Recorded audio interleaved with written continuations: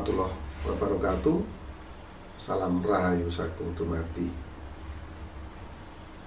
Sahabat Kiturno Pamungkas dimanapun Anda berada, syukur kita panjatkan kehadirat Allah Subhanahu wa Ta'ala yang telah memberikan kita nikmat yang luar biasa, yaitu nikmat sehat.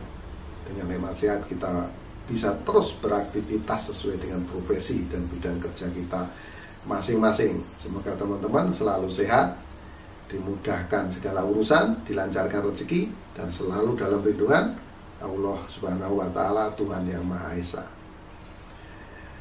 Saya minta dukungan dari teman-teman untuk tekan tanda subscribe, like, komen, juga tekan tanda lonceng atau bell sebagai bentuk notifikasi. Karena apa? Karena saya akan terus berusaha keras untuk update, untuk menampilkan video-video terbaru di channel Kiturno Pamungkas ini. Makanya jangan lupa tekan tanda loncengnya, itu sebagai bentuk notifikasi teman-teman. Jadi kalau ada video terbaru diupload, ini akan ada notifikasi di handphone Anda. Maka jangan lupa tekan tanda loncengnya juga, selain tanda subscribe ya. Nah, karena apa? Karena saya yakin berdasarkan video-video yang sudah saya buat sebelumnya itu bermanfaat untuk teman-teman. Di belakang atas saya ini ada nomor WhatsApp saya ini teman-teman ya. Ini kepada teman-teman sekali lagi saya ingatkan, kalau konsultasi dikenakan biaya. Ini mohon maaf, dikenakan biaya sekali lagi. Kenapa ini dikenakan biaya? Karena sangat banyak sekali teman-teman yang WhatsApp saya setiap hari itu antara 50 minimal sampai 100 orang. Jadi saya tidak bisa layani semua. Nah, ini sangat penting teman-teman ya. Kalau konsultasi itu sangat penting, karena di dalam konsultasi tersebut ini akan memecahkan segala masalah-masalah, persoalan-persoalan yang teman-teman hadapi. Makanya dikenakan biaya. Nah ya, jadi mohon dimaklumi dan mohon dimengerti.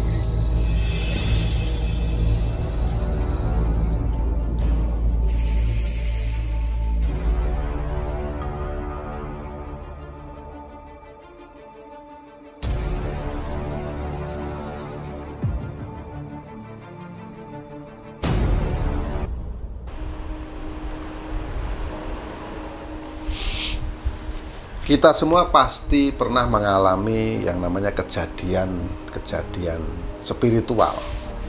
Kejadian spiritual itu sangat dekat, sangat erat dengan yang namanya kebatinan. Nah, seperti halnya orang Jawa. Orang Jawa itu menjalani ilmu kejawen, ilmu kasepuan itu banyak sekali dicaci, dimaki, dihina. Ya, seperti saya, udah tidak bisa dihitung, berjuta kali orang ngata-ngatain saya di media sosial dan lain-lain. Ya itu nggak apa-apa, karena orang itu kan nggak paham. Karena selama ini orang ini sudah dicekoi, dibumbui dengan hal-hal yang sifatnya agama ya, agama kita, agama Islam. Dan agama Islam itu, ini pemahaman saya ya teman-teman, itu kan datangnya dari tanah Arab.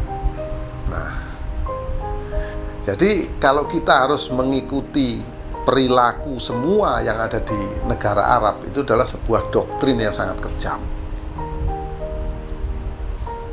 Jadi selain kita harus memahami kitab itu, ya kita harus turut serta menjalankan semua yang dilakukan di tanah Arab. Ya itu nggak bisa, dari cuacanya, dari pola hidup, ya istilahnya kebiasaannya kan berbeda. Makanya di sini Bung Karno juga mengatakan, jadilah Islam, namun jangan jadi orang Arab, tetaplah jadi orang Indonesia. Nah teman-teman, di sini saya kasih tahu, orang Indonesia ini banyak ragam suku, bahasa, adat istiadat yang sangat luar biasa. Ya. Belum lama ini, beberapa hari yang lalu kita lihat ada perhelatan besar di negara kita, yaitu di Mandalika. Alhamdulillah ada balap motor di sana. Itu hujan ya teman-teman ya. Di situ hujan, terus ada pawang hujannya. Orang Indonesia rame mencibir, mencaci, memaki dan lain-lain. Akhirnya viral. Nah, yang terjadi di luar negeri justru orang itu mengacungin jempol. Itulah kearifan lokal. Ya begitulah adanya. Yang dibilang musyrik lah ini dan itu, macam-macam komentar-komentarnya. Teman-teman tidak paham. Bagi yang tidak paham ya nggak akan ngerti bahwa orang itu yang ngusir hujan itu bermohon dan minta kepada Tuhan. Ya, minta kepada Gusti Kang Murbeng Dumadi, Gusti Allah. Jadi di situ musyriknya di mana? Dia bermohon kepada Tuhan supaya hujannya itu dipindahkan. Ada yang bilang nggak mungkin, itu nggak masuk akal. Itu bagi yang tidak paham. Namun bagi yang paham, itu bisa. Itu bisa. Jadi hujan itu kita bisa berdoa, bermohon kepada Tuhan untuk dipindahkan. Itu bisa. Ya, begitu. Kenapa kok bisa kok nggak langsung bersih? Ya nggak langsung bersih dong. Hujan di atas kita itu datangnya dari jauh, di bawah angin bergerak. Ya, pasti ada proses. Jatuh dulu hujannya, baru nanti lama-lama habis. Nah, kita doakan seperti itu, teman-teman. Jadi cara kerjanya seperti itu. Pasti akan jatuh. Kalau sudah mendungnya banyak, penuh, ya di langit di atas kita, ya itu pasti akan jatuh dulu sebentar baru hilang. Ya, alhamdulillah apa yang dilakukan oleh pawang hujan yang ada di Bali itu bisa terlaksana dan sukses.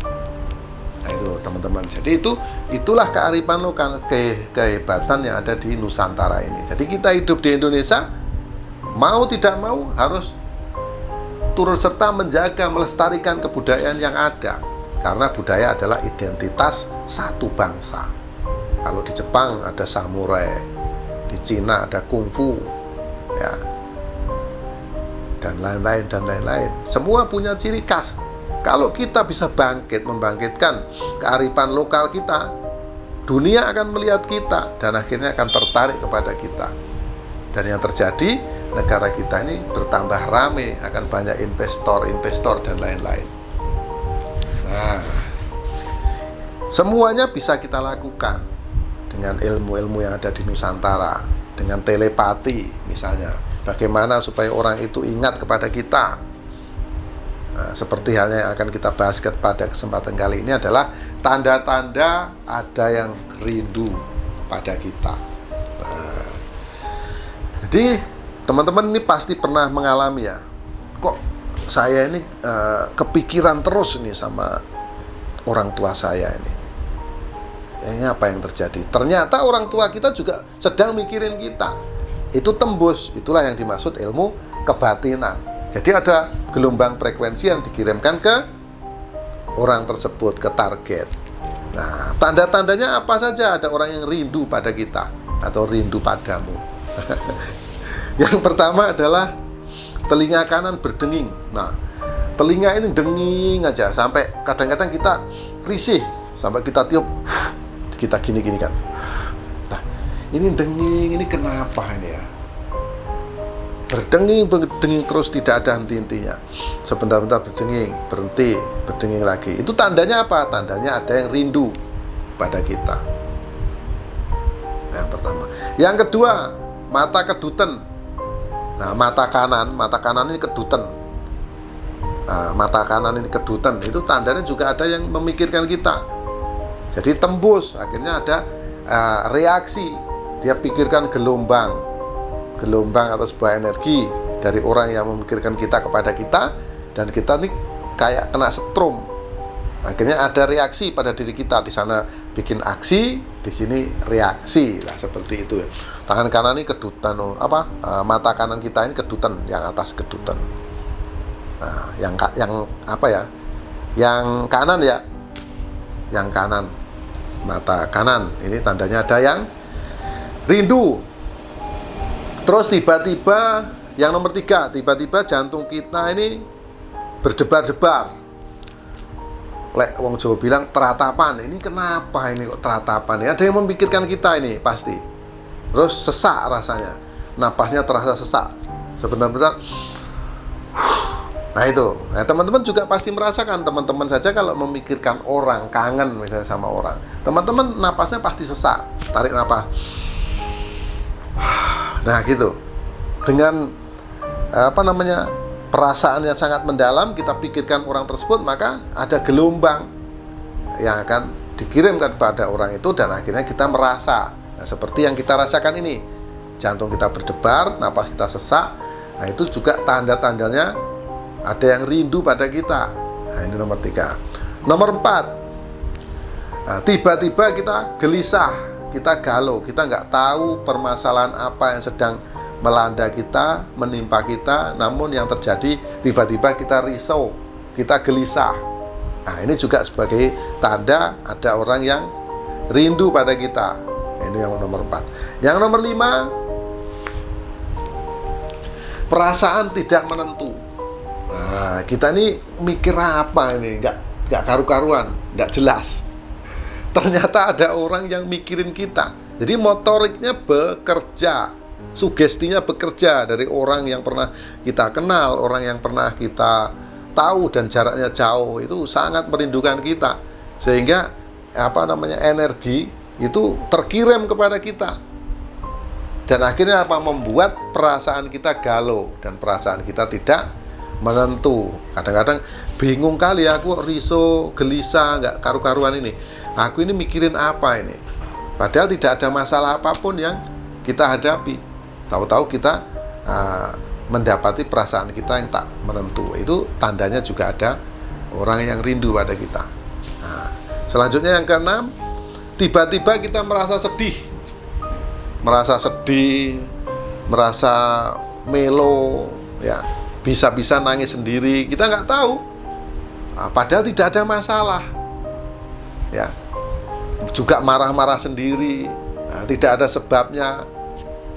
Nah, ini juga sebagai bentuk atau tanda ada orang yang sedang rindu atau memikirkan kita. Ya, perasaan sedih, perasaan gundah, ya, kita nggak tahu ini sedih ini kenapa gitu kan, layu, ya itu. Jadi mood kita kurang. Jadi ya kalau kita sedih tiba-tiba makan nggak enak, entah pikirannya kemana-mana nggak tahu. Ternyata kita sedang dipikirkan orang lain dan orang itu rindu pada kita. Yang ke-7 atau yang terakhir, ya, tanda-tanda ada yang rindu pada kita. Ini saya sebutkan 7 tanda saja. Ini hadir di dalam mimpi. Saking rindunya, orang yang rindu pada kita itu memikirkan kita, mau tidur tuh dipikirkan kita terus. Akhirnya mimpi, orang itu hadir pada mimpi kita. Nah, dia berada dalam mimpi kita, entah apa-apa yang kita kerjakan di dalam mimpi kita itu, yang pasti ini kalau sudah sangat mendalam, jadi akan hadir di dalam mimpi. Aku kok mimpi ya kemarin ketemu kamu gitu kan, padahal aku nggak mikirin kamu. Nah, yang diajak bicara ini ketawa, padahal dia yang mikirkan kita. Nah, jadi begitulah teman-teman sahabat, cara kerja sebetulnya. Ilmu spiritual juga sangat berkaitan erat dengan ini. Ilmu kebatinan itu seperti ini. Jadi sangat real, sangat nyata. Nggak ada unsur-unsur itu musyrik, kafir, apalah sebutan-sebutan itu nggak ada. Karena ini sangat logika. Makanya kalau ada orang yang mengatakan yang aneh-aneh, yang nyeleneh-nyeleneh, itu orang yang tidak paham. Karena semua orang pasti pernah mengalami hal-hal yang sifatnya supranatural. Nah, tapi dia tidak menyadari, tidak mengerti, tidak bisa memilah dan memilih sebetulnya kejadian apa yang sedang dialami. Itulah sahabat, 7 tanda ada yang rindu pada kita. Demikian yang saya sampaikan. Mohon maaf atas segala kekurangan, mohon maaf atas segala kehilapan, kata-kata yang kurang sopan mohon dimaafkan. Karena teman-teman pasti tahu kekurangan, hilaf itu milik manusia, termasuk saya gitu Pamungkas, dan kebenaran hanya milik Allah Subhanahu wa Ta'ala. Akhirul salam, wabillahi taufiq wal hidayah. Wassalamualaikum warahmatullahi wabarakatuh. Salam rahayu sagung dumadi, salam persahabatan sedunia dari saya, Truno Pamungkas.